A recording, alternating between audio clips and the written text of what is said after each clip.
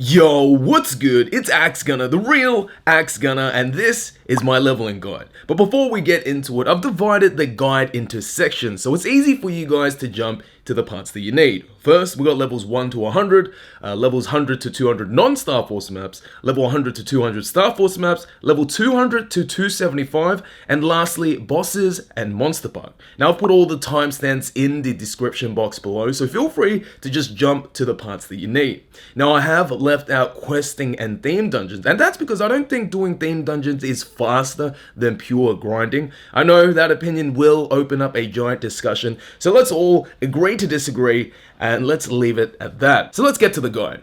Section 1, level 1 to 100. When you start a new character, you are forced to do the tutorial / introduction quest, so I don't need to recommend a place to train from level 1 to 10. Some classes have quite a lengthy introduction quest that can have you joining the Maple Island at level 30. From levels 10 to 25. There's 2 maps here depending on what class you play. For majority of the classes, I would recommend Golem's Temple 4. Rotation wise, you simply move left to right and spam your mobbing skill. The other map is Golem's Temple 3. So if your class has vertical flash jump or teleport, I would recommend this over Golem's Temple 4. Start from the top, jump down and attack, then teleport or flash jump back to the top and repeat. So this is the first case of the up and down training rotation, and we'll see more of this up and down rotation style in other maps. Upon hitting level 25, we go to the Curse Eyes at Green Tree Trunk. I really like this map. The platforms are fairly close together, so for some classes, their mobbing skills can hit 2 platforms. Even if your class doesn't have a big hitbox mobbing skill, it's still an excellent map. So you stay here till level 30. At level 30, I highly suggest running through Gold Beach Theme Dungeon. I know, I said no theme dungeons, but this is a very special case, and this is the only theme dungeon that I would recommend. The reason I highly recommend the Gold Beach questline is to unlock the stamp, which allows you to teleport to Gold Beach using the Maple Guide. This is incredibly useful because just outside Gold Beach is the Pantheon portal, which lets you teleport to all the towns in Maplestory. Very useful early on, so once you complete Gold Beach, you stay at Violet Clams till level 50. This is a nice map where your mobbing skill should hit both platforms. From levels 50 to 60, we go to Pirion Wild Boarland. This is quite a big map, which isn't necessarily a bad thing. It simply means lots of mobs being spawned. The pro of this map is that the boars jump down, so if you miss a few boars on your rotation, it's okay. Now, big tip here, there is a hidden teleport portal to the bottom left that takes you to the top right. This is a new addition. Back then, we had to actually climb the rope to get to the top, so please make sure you're using this. Rotation wise, I'd recommend going clockwise. Once hitting level 60, we go to a classic map, Drake's at Silent Swamp. You'll be utilizing the up and down rotation here. There's a portal on the ground platform that takes you to the top of the map, then simply jump down and attack all the way down to the ground and enter the portal. Rinse and repeat. Very easy, very straightforward. From levels 70 to 80, we go to Orbis Stairway to the Sky 1. Very similar to the Drakes. Again, you'll be utilizing the up and down rotation. I would say that the only difference is that this map is a little bit more bigger and more dense. It's got more mob spawning. The rotation is that you start on the top right, jump down and mob, slowly making your way to the springboard on the bottom left, which brings you back to the top. Once you hit level 80, we head over to Aria. There's 2 maps here that are really good. First is Ariant Sahil 2. Mobs only spawn on the ground floor, which makes grinding very easy. You just move left and right. The second map is Ariant Desert of Serenity, which is 1 map away from Sahil 2. Exactly like Sahil 2, mobs only spawn on the ground floor, and mobbing is just simply moving left to right. Hitting level 90, we move to the lab area. The first map is C1. Like the Ariant maps, mobs only spawn on the ground platform. So mobbing wise, it's just moving left to right. The second map is C2.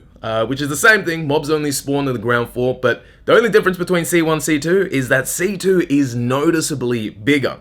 Now, it all comes down to which one you prefer, because the difference between these 2 maps is very, very small. Section 2, level 100 to 200 non-Starforce maps. Once hitting level 100, we head over to Ludabrum Robos. There's 2 maps you can train at here. The first one is Toy Factory Process 1 Zone 6. Now, this is a nice map for the majority of the classes because you are able to hit mobs on both the platforms. So you just simply, again, move left to right while mobbing. Very easy. The second map is Toy Factory Apparatus Room, with just one map to the left of Toy Factory Process 1 Zone 6. Compared to the first map, this is more compact, but it does have a third platform. The maps are right next to each other, so try them both out and just see which one you like better. And you stay here till 120. From 120 to 135, we head over to Moon Bunnies at Korean Folktown Black Mountain entrance. Stand in the middle section here and throw out your skills left to right. If you've got summons or any long range skill, you use them or place them to the far left. Once you hit 135, you move a couple of maps over to the Goblin House, a very small and compact map. There's 3 platforms and you can just stand in the middle platform and spam your skills. You stay here till level 140.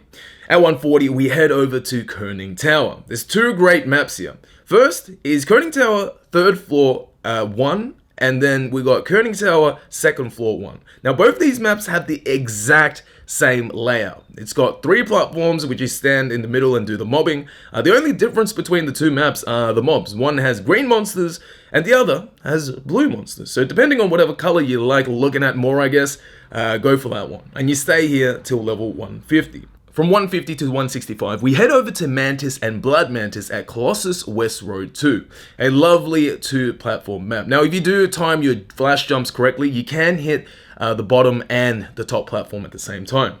At 165, we head over to Night District 2. I am very fond of this map. The spawn rate is high, it's 2 platforms, and you actually need to do a bit of moving around to get efficient mobbing, which is always fun, and you stay here till 180.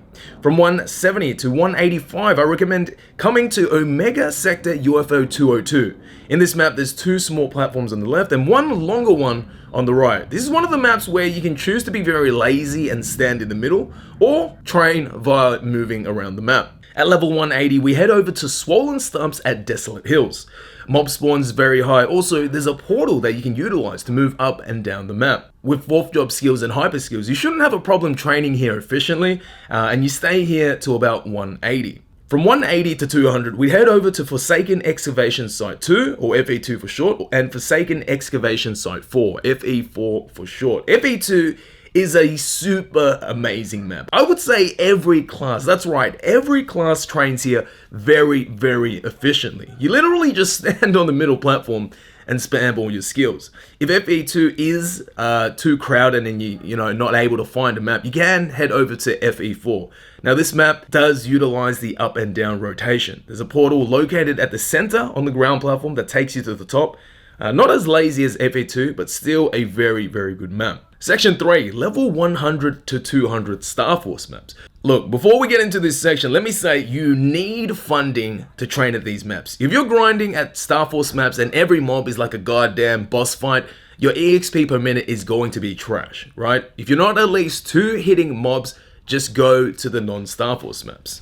Alright, so let's get to it. At level 95, we can train at Blood Harpies at Mina Forest Skynest 3. Quite a big map, but it does have a portal teleport top right. So what you do is you work your way to the bottom left, teleport to the top right, rinse and repeat. You will stay here till about 110. From levels 110 to 130, we head over to Dual Ghost Pirates at Hidden Street Unbalanced Time. And because you can't search for the map in the world map, I'll quickly show you how to get there. First, you need to head to Warped Path of Time 3, and there's an orange portal on the top right which takes you to the Hidden Street Unbalanced Time. Now this map does utilize the up and down rotation. There's a portal on the bottom right that takes you to the top right. Again, very, very straightforward. Once you hit 130, we head over to El Naif Cave of Charles 3. This is quite a big map, but the density of the mobs make up for the frustrating length. And you stay here till about 145. From 145 to 165, we head to Koning Tower Floor 2, Room 4. I'd say this is a medium-sized map. You can just stand in the middle platform and mob left to right. Occasionally, going to the far left side to clear the mobs. Then hitting 165, we move a few floors up to Koning Tower Floor 5, Room 4. And it's pretty much the same layout. To be completely honest, you can actually stay at the previous map to 170 if you want. But the mobs here are a little higher level, which means they do give a little bit more EXP. So we stay here to about 170. From 170 till 200, we head over to Omega Sector UFO H01. This is a very juicy map. It's not that popular, so it usually does have a high level of burning. I'd say this is as good as FE2. It's got the same style. You can just stand in the middle platform and kill most of the mobs. If you can find a H01 map with 100% burning, I'd stay here. But if you have got, Fire Starter, Ring Cast, Frenzy, or Wild Totem, I'd try to snag a map at FE2. In conclusion, I'd say FE2 is a little bit better, but it all comes down to preference and if you can find a map. Section 4, levels 200 to 275. If you've made it this far, congratulations, baby. 5th job. Woot woot. But before talking about Arcane River maps, there's 2 maps you can train at from levels 200 to 210. First one is FE2. Yep, I've trained here till 210 on a few characters. This map layout is amazing, and once you get the 5th job skills, it makes clearing the map even easier. And if you're not 2-hitting mobs in Arcane River, this is the perfect map to train from 200 to 210. The second map is Scrapyard Hill 4. Yes, the map is a little bit bigger, but the mobs are a little bit higher level, so that means you do get a little bit more EXP. So both these maps are really good if you're just waiting to either, level up your Arcane Force a little bit more or increasing your range. Now to the Arcane River maps. At level 200, there's 2 maps you can train at. First, we've got Raging Urda at Weathered Land of Rage, which requires 30 Arcane Force to do full damage and 45 for the max bonuses. This map utilizes the up and down method. There's a portal on the top left that takes you to the top left of the map. The second map is Weathered Land of Sorrow. This is essentially the same as the Raging Urda's map. It's just the mobs are a little different. It's got the same up and down rotation, so you stay at these 2, or one of these 2 maps, till level 205. From levels 200 to 210, below the cave. Now, whenever you can kill here efficiently, meaning 1 or 2 hitting the mobs, I would move here as soon as possible. Now, this map requires 60 Arcane Force to do full damage and 90 for the bonuses. This map does have a portal on the left side that brings you to the right and vice versa. Now, the rotation of this map, or what people normally do, is they teleport to the right side, then mob to the left, and then teleport back to the right side again. Alternatively, if below the cave is full, you can check out Eastern Cave Path 2, which is exactly the same as below the cave, right? You port to the right, then move to the left, and teleport to the right again. So that wraps up all the Vanishing Journey maps. Once you hit 205, you unlock Reverse City. There's 3 maps here that are really good. The first one is Subway Tunnel 1. It requires an Arcane Force of 40, 60 Arcane Force for the bonus. This is a small map, so you can just stand in the middle here and mob left to right. The second map is Subway Tunnel 4, which is pretty much the exact same as Subway Tunnel 1. As you can see here, I just stand in the middle and mob left to right. The third map is T-Boy Research Train 3. The required Arcane Force is 40 and 60 Arcane Force for the max bonuses. Now this map does have a kerning tower platform sort of layout. So for most classes, you can just stand in the middle platform, mobbing left to right. And you can stay at the Reverse City all the way till 210. Once hitting 210, you unlock Choo Choo. Now, there's 2 maps here that are amazing. First, we've got Slurpy Depths. Arcane Force required is 100 and 150 Arcane Force for the 50% bonus damage and damage reduction. This is an amazing compact map that utilizes the up and down rotation. So there's a portal in the center of the ground floor that takes you to the top middle. Now, if this map is full, you can check out Biddy Bobble Forest 1. Arcane Force required is the same as Slurpy Depths, so 100 required and 150 for the max bonuses. Rotation wise, for a majority of the classes, you can just stand in the middle and throw out attacks left to right. You can stay at these maps to 215, but if you really want and you really like these maps, you can stay at these maps to 220. Now at 215, you unlock Yum Yum Island. Majority of the maps here are amazing, but if I had to choose 1 or 2, I would say first is Iliad Field 5. The required Arcane Force is 160 and 240 for the max bonuses. The platforms are nicely situated and rotations are very straightforward, right? Some classes you can stand in the middle and clear most of the map. If not, find that a clockwise rotation works really, really well. If you want a bigger map recommendation, I would say Fungus Forest 2. Arcane Force required is 160 and 240 is needed for the max bonus damage. I really like that the platforms are super close together, so for the majority of the classes, you will be able to hit 3 platforms quite easily. Now at 220, you unlock Latchling. There's 3 excellent maps here. First, we've got Chicken Festival 1. 210 Arcane Force is required, and 315 is for the max bonuses. Now, this map was buffed recently, so more mobs spawning per wave. Now, I'd say this is a medium to large map, so you do have to move around quite a bit. Next is Chicken Festival 2. Same Arcane Force required as Chicken Festival 1, and this map was also buffed, like Chicken Festival 1. This map has less jagged platforms, so maybe you'll like this one more than Chicken Festival 1. Out of the 2, it just comes down to preference. The third map is Revelation 3, a classic map. 210 is the required Arcane Force, and 315 for the max bonuses. Now, this map is so good because how squishy it is. It's super squishy. It's really short. So standing on the middle platform allows you, allows most of the classes to hit mobs on all 3 platforms. I highly recommend this map out of the 3. Upon hitting 225, you unlock Axgunner, and you get introduced to the infamous Cavern Lower Path, or CLP for short. 360 Arcane Force is required, and 540 is where the bonuses cap out. This is a really good map. It's small, it's compact, and most classes can just stand in the middle and clear the mob in the entire map. There isn't really much to say. You know, CLP is always packed for a reason. Now, if you can't find a CLP map, here are 2 alternatives that you can try. The first one is Lower Path 1.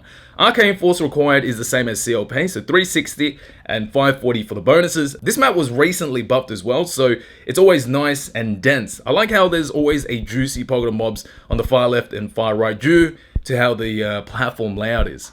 Rotation wise, you just move left or right. The second map is Forest of Earth. The required Arcane Force is 280, and you'll need 420 for the max bonuses.